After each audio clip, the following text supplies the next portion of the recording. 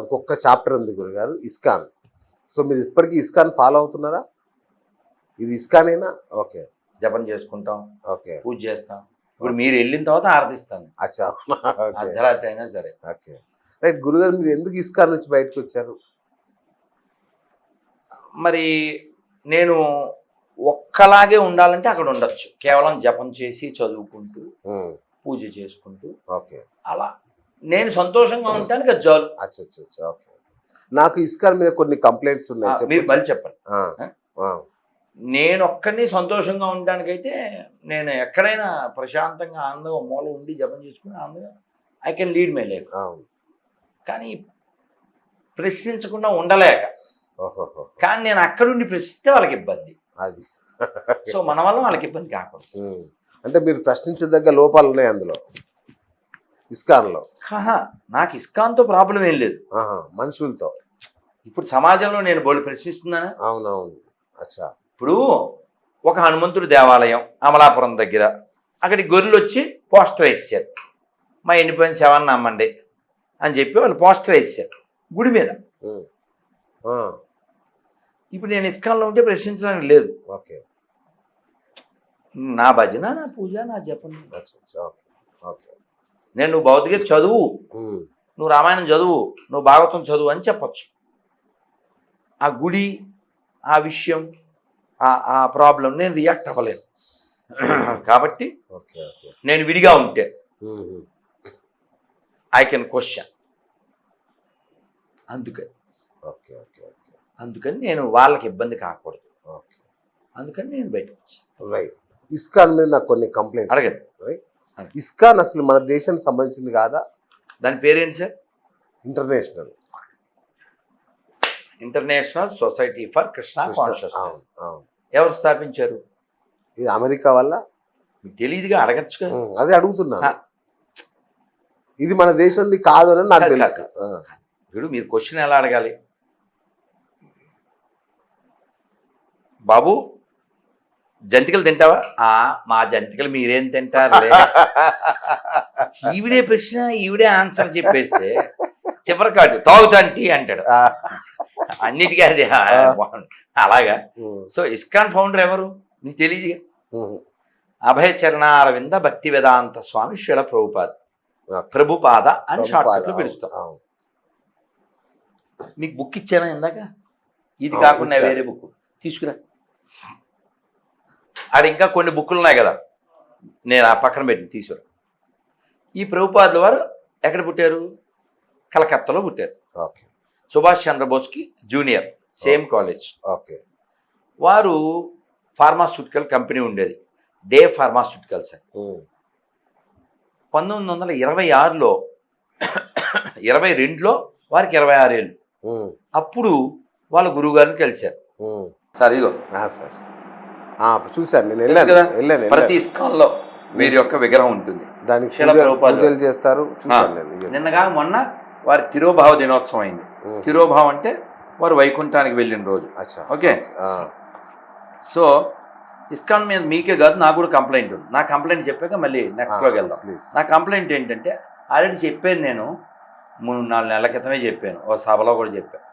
వాళ్ళు మరి ఎప్పుడు రియాక్ట్ అవుతారో నాకు తెలియదు. ఇలా ప్రతి పుస్తకం వెనకాల వారి ఫోటో పెద్దది ఉండేది, ఇలా నాన్ సెన్స్ చిన్నగా చేశారు. అందుకని నా కంప్లైంట్ మళ్ళీ మీడియా ముఖంగా చెప్తాను. ఎక్కర్లేదు, ఆయనది కదా, ఆయన ఆధారం, ఆయన ఫోటో ఇదిగో ఇలాగా రూపాపాల, నాకు మండుద్ది. ఆయనది కదా, అది ఫుల్గా ఉండాలి. సరే వాటి మళ్ళీ చెప్దాం. సో వారు 1922లో వాళ్ళ గురుగారిని కలిస్తే, you are speaking very good English, why don't you go to English speaking countries and preach about Krishna consciousness. ఈ భగవద్గీత భాగవతాన్ని ఇంగ్లీషు మాట్లాడే దేశాల్లో నువ్వు ఎందుకు ప్రచారం చేయకూడదు అన్నారు వారితో. మీరు ఆత్మ సాక్షాత్కార శాస్త్రం అని బుక్ ఉంది, మీరు ఖచ్చితంగా చదువుతా అంటే నేను ఇస్తా కూడా. తప్పకుండా చదువుతాను, మర్చిపోకు. రెడ్డి లోపల ఉంది ఆ పుస్తకం, నా ఫస్ట్ బుక్. అందులో చెప్తారు, మా గురువుగారిని నేను కలిశాను, వారు ఇలా అన్నారు, నాకెక్కడ కుదురుతుంది, గృహస్థుణ్ణి, పిల్లలు ఉన్నారు, వ్యాపారం ఉంది అని నేను అనుకుని నవ్వి వచ్చేసాను. కానీ మఠానికి వెళ్తూ ఉండేవాడిని, గౌడీ మఠం వెళ్తూ ఉండేవాడిని. అక్కడ ఏదన్నా రాయమంటే వ్యాసాలు అవి రాసేవాడిని. అలా అలా గురువుగారితో అనుబంధం కొనసాగి లెటర్స్ అవి రాసేవారు, రాస్తూ ఉండేవాడిని. 1933లో 22లో కలిశారు, 33లో దీక్ష తీసుకున్నారు. 44లో బ్యాక్ టు గాడ్ హెడ్ అని ఒక మ్యాగజైన్ స్టార్ట్ చేశారు. ఇప్పుడు ఉంది, ప్రపంచవ్యాప్తంగా ఇంగ్లీష్లో, తెలుగులో అన్నింటిలో వస్తుంది. 66లో అమెరికా వెళ్ళి ఇస్కాన్ స్టార్ట్ చేశారు. 22లో కలిసిన ఆయన 66లో ఇస్కాన్ స్టార్ట్ చేశారు. ఓకే. ఎక్కడి నుంచి వెళ్ళి? కలకత్తా నుంచి బాంబే వెళ్ళి, బాంబే నుంచి అమెరికా వెళ్ళి అక్కడ కారు షెడ్యూల్లో, పార్కుల్లో, చెట్ల కింద ఉండి నెమ్మదిగా భక్తుల్ని తయారు చేసి అలా విశ్వవ్యాప్తంగా దీన్ని పెంచారు. దీని ఉద్దేశం ఏమిటి? అందరూ భక్తులై జీవితం యొక్క విలువను తెలుసుకొని ఏ ప్రాణికి అపకారం చేయకుండా, చివరికి రోజు బీఫ్ లేకపోతే ముద్ద దిగని వాళ్ళు సన్యాసులు అయ్యారు. ఇంతెందుకు, మా గురుగారు అమెరికా, ఈ సంస్థ స్థాపించిన ప్రభుపాదుల వారు ఇండియన్, వారి శిష్యులు మా గురువుగారు అమెరికా. గొప్ప సన్యాసి, His Divine, His Grace, His Holiness Jayapataka Swami, పరమ పూజ్య జయపతాక స్వామి. వారు అమెరికన్ క్రిస్టియన్ ఫ్యామిలీలో పుట్టారు. వారు మా ప్రభుపాదుల వారి దగ్గరికి వెరీ ఎర్లీ ఏజ్, 20 years ఆ వయసులో వారితో కలిసి ఆయన దగ్గర శిష్యులై, ఇప్పుడు ఒంట్లో బాగోలేదు, వీల్ చైర్, ఒక కన్ను ఇబ్బంది, చాలా ఇబ్బందులు అయినా కూడా ఆ ఇబ్బందులు కూడా ఇంకా వారు ప్రచారం చేస్తూ ఉంటారు. సో కాబట్టి మనిషిని మనీషిగా మార్చడానికి ఇస్కాన్ ఉంది. మనిషి అంటే హ్యూమన్, మనీషి అంటే ఎబో ద సెన్సెస్. మా గురువు గారు మనీ షీ అని చెప్తారు. షీ లేకపోతే మనిషి షీ లేకపోతే మనిషి రాడు. మీరు అనుకున్న మనీషి, మనీ ప్లస్ షీ అంటే అది కేవలం భౌతికం. ఇక్కడ మనీషిగా, మనీషా పంచకం అని శంకరాచార్య రాశారు. ఓకే. సో ఇక్కడ మనీషిగా కావాలి. అది భగవద్గీతలో 18వ అధ్యాయంలో 5వ శ్లోకంలో కూడా చెప్తారు. కాబట్టి కేవలం మనీ దగ్గర, షీ దగ్గర ఆగిపోతే ఇక్కడే ఉంటాయి ఉంది. భాగవతంలో తిడతారు, చెప్పరు. నాయందేహో దేహబాజాన్ నృణాన్ స్పష్టాన్ అర్హతాన్ విడ్భుజాయే. అలా జీవించే పని పంది కూడా చేస్తుంది, అది పెద్ద గొప్ప జీవితం కాదు అని వృషభదేవుడు తిడతారు. అదే మీరు ఇందా చెప్పిన మనీ ప్లస్ షీ మాత్రమే కావాలనుకుంటే ఈజ్ నథింగ్ బట్ పిగ్. ఇక్కడ మనీషి కావాలి, ఆ స్థితికి వెళ్ళాలి. కాబట్టి ప్రతి మనిషి శాకాహారి అయి ఆరోగ్యవంతమైనటువంటి ఒక చక్కని జీవితాన్ని జీవించండి. పొద్దున్న లేవండి, మంగళహారతి అటెండ్ అవ్వండి, జపం చేయండి, మిమ్మల్ని మీరు తెలుసుకోండి. అందుకే మీకు ఇస్తానని ఆ బుక్లో ఫస్ట్ చాప్టర్ పేరేంటి తెలుసా? నిన్ను నువ్వు తెలుసుకో. ప్రభుపాదుల వారు హైదరాబాదు ఇస్కాన్ అబిడ్స్లో ఉందిగా, ఆ ఇస్కాన్ టెంపుల్ 70s ఆయన పేరేంటి అప్పుడు, జలగం వెంగళరావు, ఆ టైంలో ఆయన సీఎం, ఆయనే వచ్చారు. ఆ ఫొటోస్ కూడా ఉంటాయి గుళ్ళో. సో ఆ టైంలో ప్రభుపాదుల వారు ఇక్కడికి వచ్చారు. పుల్లారెడ్డి గారు, నేను ఏదో సభకి వెళ్తే నన్ను రిసీవ్ చేసుకుని, పెద్ద ఆయన మా ఇంటికి 4 తూర్లు వచ్చారు అని సంబరపడిపోయారు. సో ప్రభుపాదుల వారు అలా స్థాపించారు ప్రపంచం. అందుకే ప్రభుపాద గురించి ఏం చెప్తామంటే, he built a house which the whole world can lives. ప్రపంచం అంతా జీవించే ఒక ఇంటిని ప్రభుపాదుల వారు నిర్మించారు. అందుకే మీరు ఎక్కడికైనా వెళ్ళండి, ఇస్కాన్లో ఉపన్యాసం ఇచ్చేవాడు ఒక దేశం వాళ్ళే ఉండరు. ఒక సౌత్ ఆఫ్రికన్ నల్లగా ఉండే ఆయన ఉపన్యాసం ఇస్తే కింద తెల్లగా ఉండే అమెరికన్, యూరోపియన్లు కూర్చుని వింటారు. నీగ్రో వాడ అదేం ఉండదు, ఈజ్ ఏ భాగవత. అందులో మాకు బ్లాక్ స్వామి అని ఒక సౌత్ ఆఫ్రికన్ ఆయన లేరు, వారికి నేను నా అదృష్టం కొద్దీ లడ్డు కూడా ఇచ్చాను, తిరుమల లడ్డు. ఆయన సౌత్ ఆఫ్రికన్ సన్యాసి. కాబట్టి ప్రభుపాదులు వారు చెప్పారు, I gave the programme even if a bum follow my programme ఈ బికమ్ పరమహంస.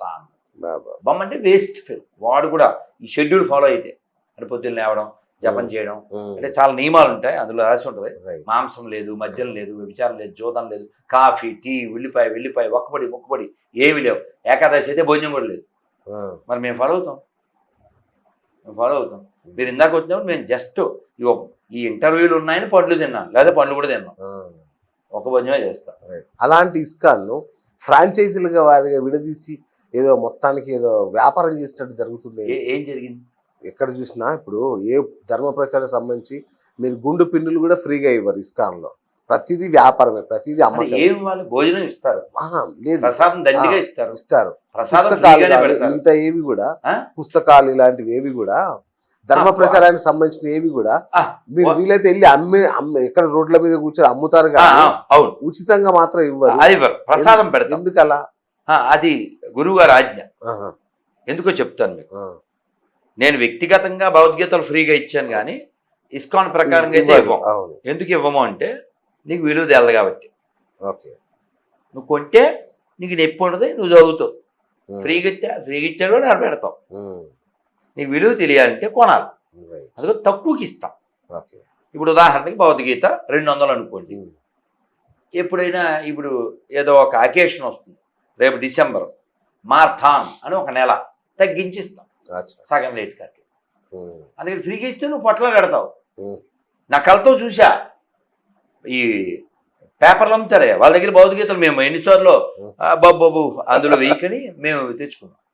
విలువ తెలియదు అందుకని అంతే. అది భోజనం చూడండి, దండిగా కోట్ల మందికి భోజనమే ఇప్పటిదాకా. రోజు అక్షయ పాత్ర ద్వారా లక్షల మందికి అందుతుంది ఈ రోజు కూడా. ఇప్పుడు అన్న క్యాంటీన్లకు ఇచ్చేది మీ భోజనం, ఇస్కాన్ భోజనం ఇస్తున్నారు. అంటే అది 70 రూపాయలకి ఏదో ఇస్తున్నారని అన్న క్యాంటీన్లకి 70 రూపాయలకు మీరు భోజనం సరఫరా చేస్తున్నారన్న వివరాలు తెలియదు కానీ ఇస్కాన్ నుంచి వెళ్తుంది. వాళ్ళతో మాట్లాడేది, వాళ్ళు వెళ్ళారో ఫోటోలు అవి చూసాము. కానీ మీకు విరాళాలు ఇచ్చే వాళ్ళు ఉచితంగా పెట్టమనే కదా, ఇలా అమ్మమని కాదు కదా. అలా అమ్మడం కరెక్టేనా?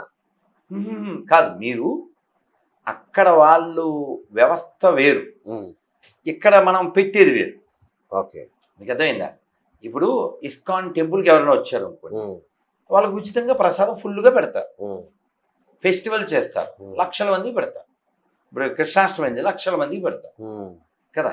అలా చాలా ఫెస్టివల్స్ డైలీ వేల లక్షల మంది పెడుతూనే ఉంటారు. ఇక్కడ గవర్నమెంట్ వాళ్ళకి గవర్నమెంట్ పథకం వేరు. గవర్నమెంట్ పథకం వేరు. ఆ పథకాన్ని ఇస్కాన్ సపోర్ట్ తీసుకుంటుంది. వ్యాపారం కాదుగా, అది వ్యాపారం కాదు. ఇప్పుడు వాళ్ళ కిచెన్ ఉంది ఇస్కాన్కి, ఆ కిచెన్ సపోర్ట్ గవర్నమెంట్ తీసుకుంటుంది. వాళ్ళకి వ్యవస్థ ఉంది, ఆ వ్యవస్థని గవర్నమెంట్ వాడుకుంటుంది. వాళ్ళు పెట్టుకున్న పథకానికి వీళ్ళు సపోర్ట్, అంతే.